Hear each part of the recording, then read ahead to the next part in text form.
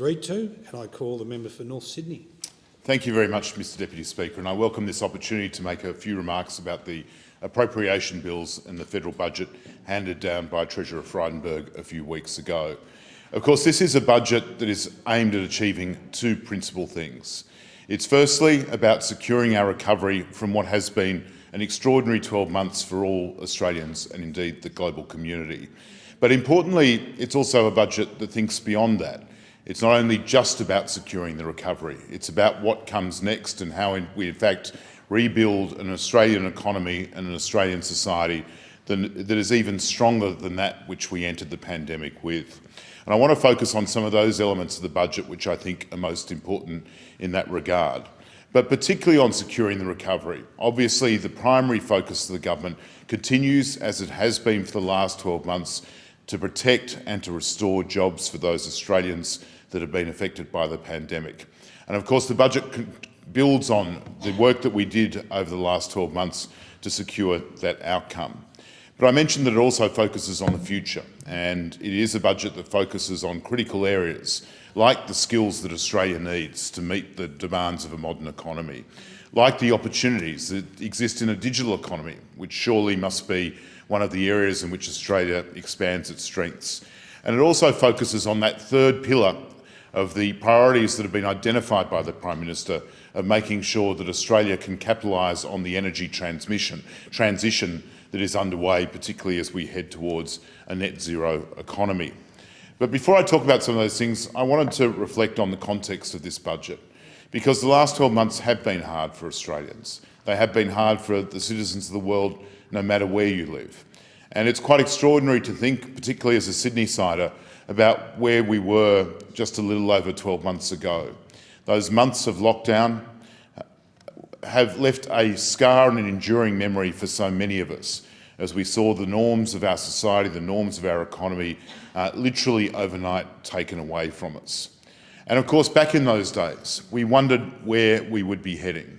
We wondered what the impact of this pandemic would be upon us. Many of us, quite understandably, feared those daily news bulletins showing the increase of infection rates, feared what it would mean for our parents and loved ones, feared in some cases what it would mean for ourselves. But we also feared the economic consequences. And I don't think any Australian will ever forget of this generation the sight of those queues outside Centrelink almost immediately the day after the lockdowns were implemented across Australia. They were scenes probably not seen since that generation who lived during the Great Depression, but they were scenes of despair and heartbreak as people in otherwise secure employment and otherwise secure trajectory in their life saw that suddenly pulled from under them. And of course, the predictions back then about the impacts of the pandemic were severe. We know that so many of our economic agencies, including Treasury, predicted that we could see unemployment rise to 15%. We predicted the worst in relation to the impact that the pandemic would have on so many businesses, large and small. So we entered 2021, hard to believe almost halfway through, with a different landscape, a different environment, because what has happened in Australia has truly been nothing short of miraculous, but it hasn't happened by accident. On the health front, we have been an extraordinary success story. And that's been the result of the combined efforts of federal and state governments, particularly working through the National Cabinet. But just as importantly, it's been through the success of Australians following the best health and scientific advice. And of course, economically, we didn't see that 15% unemployment reached. We in fact saw half of that. And now today, we enter an era where in fact, as a first of all developed nations, in fact, there are more people employed in Australia today, over 70,000, than there were before the pandemic. No other developed nation has been able to achieve that outcome. And again, that hasn't happened by accident. It's happened also through the combined actions of Australians and their governments. And it's particularly happened because of the structures that the federal government, the Morrison government, so quickly put in place when the magnitude of the pandemic caused the realisation that it would require a massive and unprecedented effort to support Australians.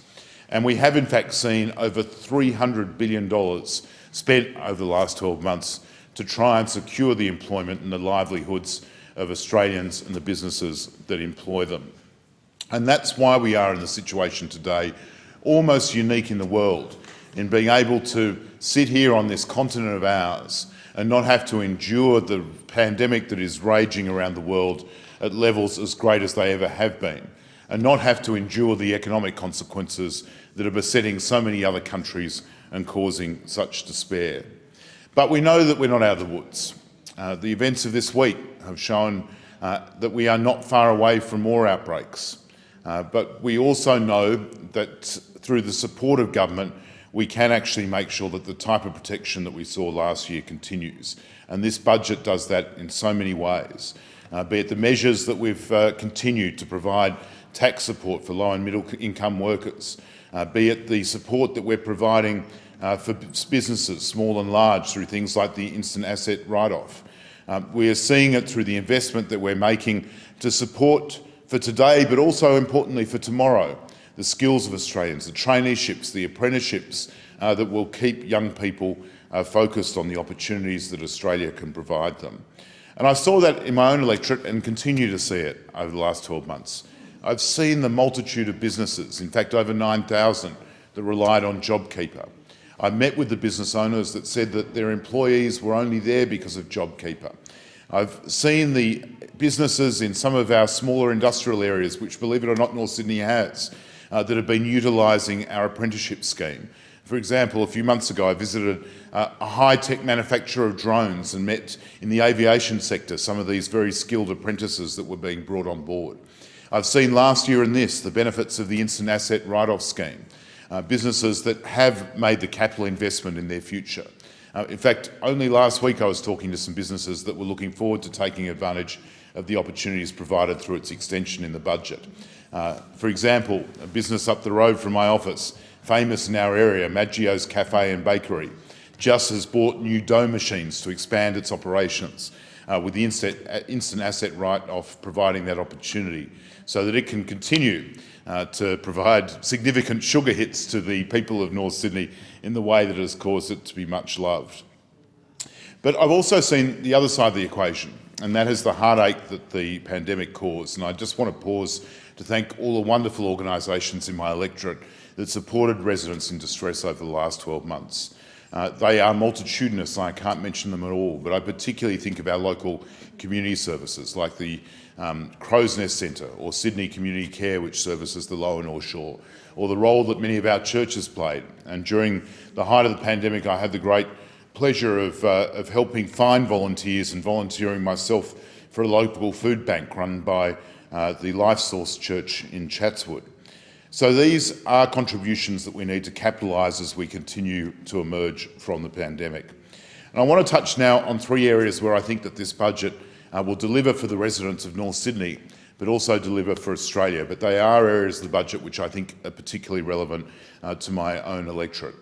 Firstly, I do think it is so important that the government, as it has done in this budget, continues to focus on the opportunities of lowering the tax burden for Australians. And what I am excited about is our commitment brought forward last year to help as a stimulus measure, but our commitment to provide real personal income tax reform. And of course, phase 3 is still a couple of years away, but that is going to be such a game changer when we enter that era with so many Australians. In fact, I think 95% of Australians are paying no more than 30 cents of tax in the dollar. That is a game changer for incentive, for reward, for effort, for encouraging Australians to be entrepreneurial, to use their initiative and to work harder. I also wanted to focus on an area which perhaps hasn't received as much media attention as it ought, and that's really the opportunities of the digital economy. This budget contains a package of $1.2 billion to support the digital economy.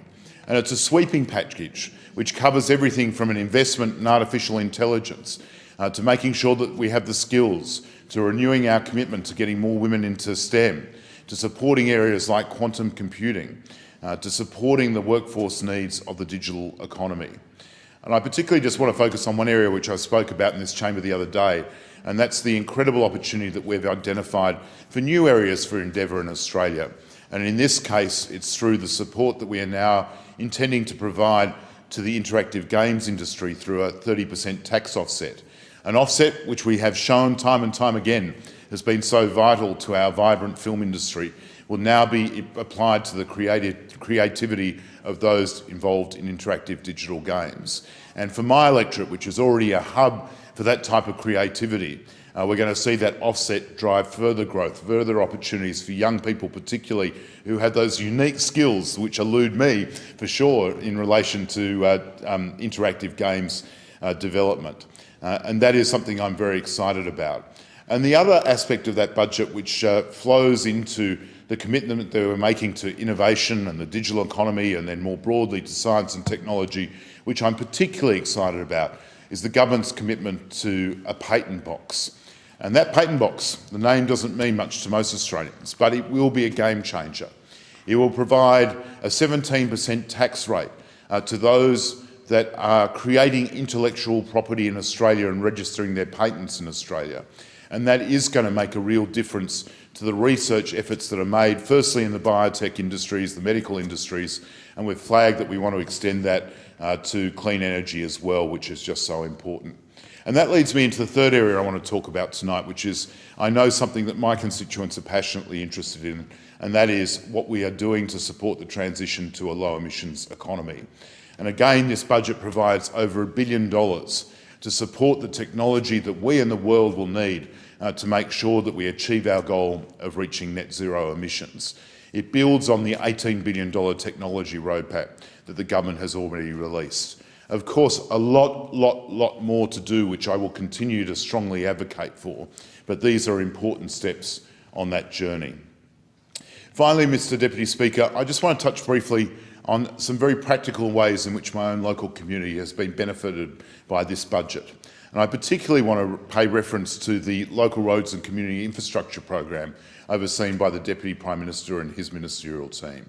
It is providing stimulus on the ground for shovel-ready projects that otherwise wouldn't have been funded, being delivered by our local councils.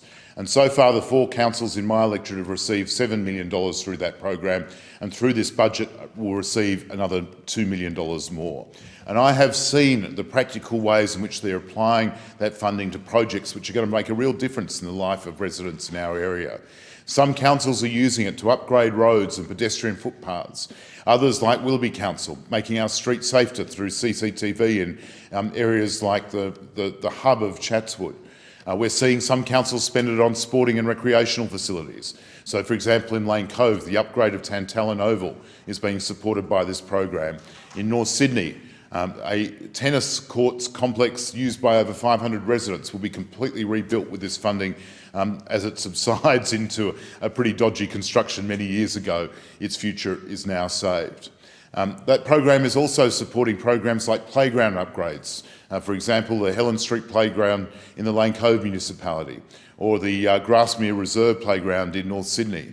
It's also being used to support exciting projects like, for example, revitalising some of the laneways of Chatswood to replicate what we so admire about Melbourne's achievements in making laneways so important and vibrant. And it's also being used for the upgrade of community facilities like the Doherty Centre in Chatswood by Willoughby Council. These are all tangible outcomes of this funding, which is going to be so important to helping our local area recover from the pandemic. Mr Deputy Speaker, I just want to conclude by one final point, and of course that is that in this budget we invest in those essential services so important: aged care, NDIS, childcare, education, record levels of hospital funding. But of course we keep the funding going for the health needs that have arisen because of this pandemic. And in fact, obviously central to that is our vaccination program.